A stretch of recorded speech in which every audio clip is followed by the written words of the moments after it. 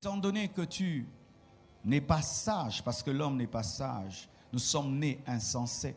Regardez comment les enfants courent vers le feu, courent vers les trous, parce que l'homme n'est fou.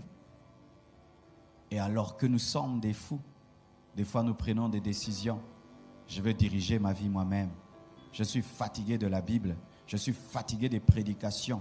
Moi maintenant j'ai décidé, tu rencontreras le serpent, tu rencontreras le loup qui te tuera et qui te dévorera. Lorsque Adam et Ève ont cru qu'ils étaient plus sages que Dieu, ils sont tombés sous la coupe du serpent. Et chaque fois que tu penseras que tu peux te conduire toi-même, que tu peux établir ta propre justice, établir ta propre loi, mon frère, c'est alors que le rusé Satan te détruira. Ainsi, lorsque ce jeune homme est parti, il a cru qu'il a reçu la liberté. Enfin, je suis libre, je vais faire ce que je veux. Mais il ne savait pas que rester dans la maison du Père, c'était ça la liberté. Qu'est-ce que la liberté? La liberté, c'est faire ce que tu veux. La liberté, c'est quand tu veux te droguer, tu te drogues. La liberté, c'est aller dans les boîtes comme tu veux. Les gens appellent ça la liberté. Non, c'est ça la prison. Lorsqu'il était auprès du Père, il était libre. Et lorsqu'il a quitté le Père et qu'il est devenu libre, il est devenu esclave. Parce que lorsque on se défait de l'esclavage de Dieu, c'est alors qu'on devient esclave. Car être esclave de Dieu, c'est être libre. Lorsque tu te soumets à Dieu, c'est être libre. Là, tu es libre du péché. Tu es libre du diable. Tu es libre des démons. Mais lorsque tu commences à décider de faire tout ce que tu veux, c'est alors que tu deviens esclave. Tu deviens esclave de Satan. Tu deviens esclave de ta chair. Tu deviens esclave des démons. Tu deviens esclave du monde. Préférez être prisonnier de Dieu, prisonnier de Jésus-Christ, prisonnier du Père, que d'être libre pour devenir esclave de vous-même, esclave des démons, esclave des puissances sataniques. Et s'il y a quelqu'un ici qui a toujours cru qu'il était libre parce qu'il faisait ce qu'il voulait, aujourd'hui j'aimerais te dire que c'est faux. Tu es un esclave. Regardez comment les gens font. Ah, je décide de prendre la drogue. Et bien tu commences la drogue et puis tu ne sais plus arrêter. Je décide de commencer l'alcool, tu vas arrêter, tu n'arrives plus. Je décide de devenir impudique et puis tu ne sais plus arrêter. En soi, mon frère, l'homme est né pour être esclave. Et tu dois choisir le bon esclavage. Être esclave de Dieu au lieu d'être esclave du péché, être esclave de toi-même. Et lorsqu'il s'en va, voici le premier déclic qui commence. Parce que nous sommes en train de parler des déclics extérieurs et intérieurs pour le réveil. Lorsqu'il a l'argent, lorsqu'il couche avec les prostituées, là, il n'y a pas encore le déclic. Mais l'argent n'est pas éternel. Un $100, et puis un $100, un $100 qui sort, un $200 qui sort, un $1000, et il n'y a pas d'entrée, il n'y a pas d'entrée, il n'y a que des sorties, des sorties, des sorties et des sorties. Et puis la cagnotte diminue, un jour il n'a plus d'argent. Et les prostituées ne vont pas te rendre ton argent. Elles ne sont pas amies à toi, mais sont amies à ton argent. Et ces prostituées ne le reçoivent pas à la maison. Et là, il va chercher du travail. Lui qui avait des travailleurs à la maison, il va chercher du travail. Et pas n'importe quel travail, il va travailler pour prendre soin des cochons. Et il commence à désirer manger la nourriture des cochons. Le déclic commence. Comment est-ce que Dieu amène un déclic dans nos vies pour nous réveiller? Des fois, c'est par la pauvreté. Des fois, c'est par des situations difficiles. Il y a des hommes qui sont venus à Dieu lorsqu'il a manqué de tout. Il ne sait pas nourrir sa femme, il ne sait pas nourrir ses enfants. Et il se dit, ça c'est quelle vie? C'est un déclic extérieur. Tu échoues à l'école, tu échoues à l'école, tu échoues à l'école. Et puis tu te dis, mais ça c'est quoi? Un fiancé vient, il s'en va. Un fiancé vient, il s'en va. Un autre vient, il s'en va. Un autre vient, il s'en va. Ah, mais ça c'est quelle vie? Un déclic extérieur. Les gens qui ont ton âge se sont mariés, ils ont des enfants, ils vivent bien.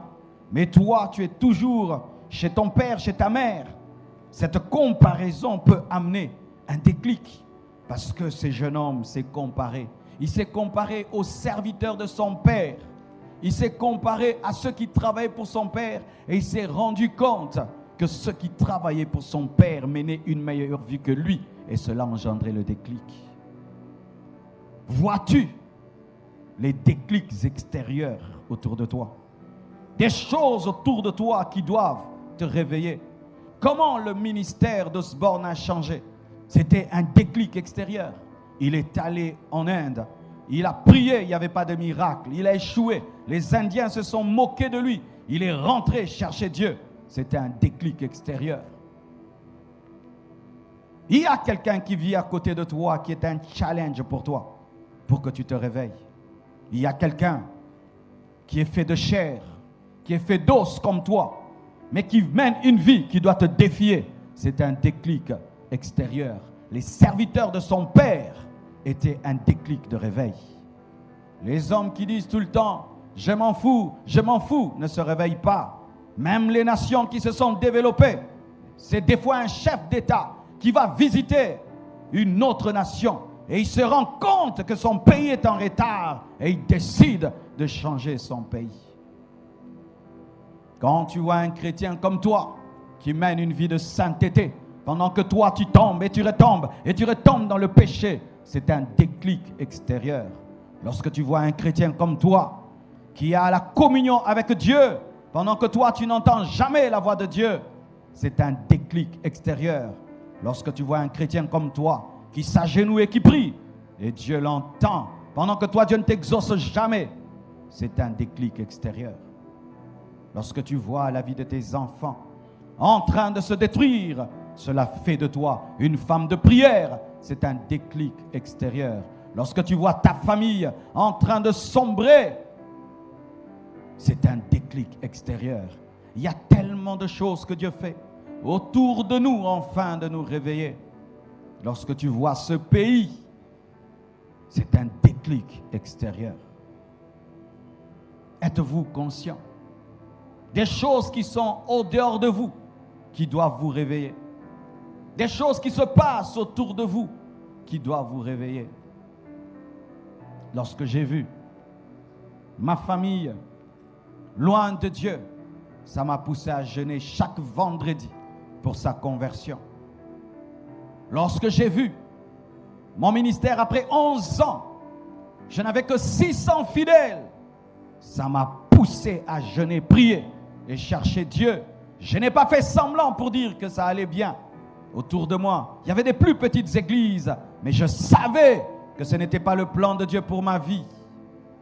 Le jeune garçon, pendant qu'il mangeait la nourriture de cochon l'a réveillé. Est-ce que la chambre dans laquelle tu dors te réveille? La maison dans laquelle tu habites te réveille? Les conditions de vie que tu as, est-ce que ça te réveille? Et je ne parle pas que d'un réveil spirituel, même un réveil social, intellectuel.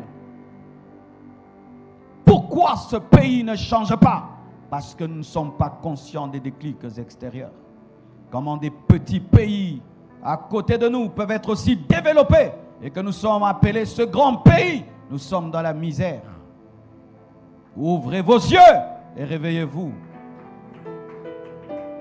Ce n'est pas parce qu'on est chrétien qu'on est aveugle. Ce n'est pas parce qu'on est chrétien qu'on nie sa réalité. Ce qui a ramené cet enfant chez papa, c'était sa réalité. Lorsqu'il s'est comparé au serviteur de son père, il a dit: je mène une vie d'esclave. Tu mènes quelle vie? Tu mènes quelle vie? Ici, nous sommes en veste parfumée, mais ce n'est pas notre vraie vie, mes frères. J'allais à l'église, je chantais, je dansais, et lorsque seulement j'entrais chez nous, des télévisions abîmées, ça fait 10 ans, mais toujours dans l'armoire, des frigos abîmés. Tu regardes, tu sens l'atmosphère de votre maison, et tu sens qu'il n'y a pas la bénédiction de Dieu. Tu vas, tu t'agenouilles, tu commences à prier. Tu commences à prier comme un garçon aussi intelligent que toi. Jusqu'aujourd'hui, tu n'as pas fini tes études, alors que le dernier de ta classe, aujourd'hui, il travaille déjà. Qu'est-ce que ça te fait? Je ne te dis pas d'être jaloux, mais je te dis de te réveiller. Il se peut que tu aies des problèmes spirituels. Il se peut que tu aies des problèmes spirituels. Il se peut que tu aies un caractère qui, malgré ton intelligence, t'empêche de percer. Comment une belle femme comme toi, tu n'es toujours pas mariée, alors qu'il y a des femmes moins belles que toi, qu'on épouse tous les jours. Il n'y a pas de réveil lorsque les choses qui doivent te réveiller ne te réveillent pas. Tu peux être bien endormi, mon frère, mais si la pluie commence à tomber sur ton lit, tu vas te réveiller. Tu peux commencer à dormir comme tu veux, mais s'il y a un rat qui marche sur toi, tu vas te réveiller. Je prie que Dieu te réveille. Je prie que Dieu te réveille et que tu dises, assez, c'est assez, ça doit s'arrêter. Homme de Dieu, réveille-toi. Maman, réveille-toi. Papa, réveille-toi. Réveillez-vous. Réveillez-vous. Pendant que tu as la vie que tu as, il y a un Japonais qui a 20 ans, qui a une meilleure vie que toi. Et tu dis quoi? C'est la volonté de Dieu. C'est la volonté de Dieu que nous, les Congolais, nous soyons toujours comme nous sommes là. C'est la volonté de Dieu que tu sois incapable d'aider ton père et ta mère. C'est la volonté de Dieu que tu sois toujours lié à ce péché. Ça fait 20 ans. C'est la volonté de Dieu que tu voies toujours des démons après des années de conversion, que les puissants des ténèbres continuent à te déranger. C'est la volonté de Dieu que tu lises la Bible, que tu ne la comprennes jamais après des années. Le déclic extérieur. Il a mangé. Il a dit, j'ai jamais mangé ça chez nous. Qu'est-ce qui m'arrive? Je mange la nourriture de cochon. Et vous savez, les cochons, spirituellement, ce sont les païens. Et pour vous qui êtes chrétiens, lorsque tu commences à manger la nourriture des cochons, tu dois te réveiller. Lorsque ta vie commence à ressembler à la vie d'un païen, tu dois te réveiller. Lorsque toi et les païens, vous devenez confondus, tu dois te réveiller. Tu parles comme eux, tu t'habilles comme eux, tu agis comme eux, tu penses comme eux, tu es à l'aise avec eux et ils sont à l'aise avec toi. Tu dois te réveiller. Chrétien, qu'est-ce que tu es en train de manger? Les carouges des cochons, la vie des cochons, la musique des cochons, les danses des cochons. Tu commences à danser la musique mondaine dans les fêtes, toi qui n'allais même pas dans les fêtes mondaines.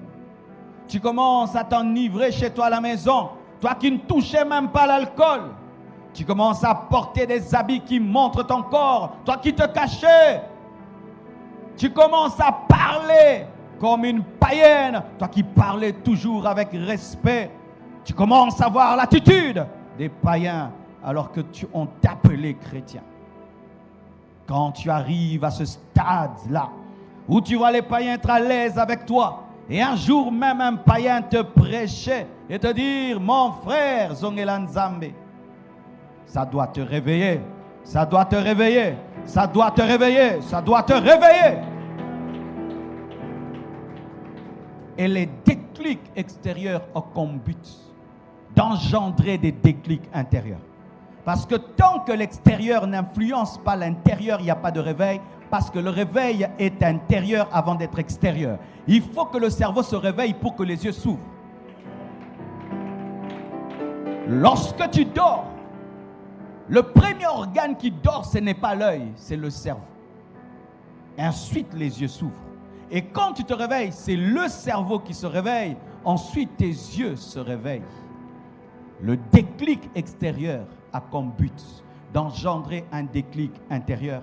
Car le volant est dans la voiture et il faut entrer dans la voiture pour guider la voiture. Et Dieu engendre des choses à l'extérieur de toi pour déclencher des choses à l'intérieur de toi pour que toute ta vie soit dirigée vers le ciel. C'est pourquoi Dieu fait des choses en dehors de toi, parce qu'il recherche le volant de ta vie afin de te guider dans la sainteté, dans la puissance, dans la gloire, dans l'humilité, dans l'amour, dans la richesse, dans l'abondance, dans les signes, dans les prodiges, dans les miracles, dans une onction nouvelle, dans des bénédictions nouvelles. Il veut t'amener ailleurs.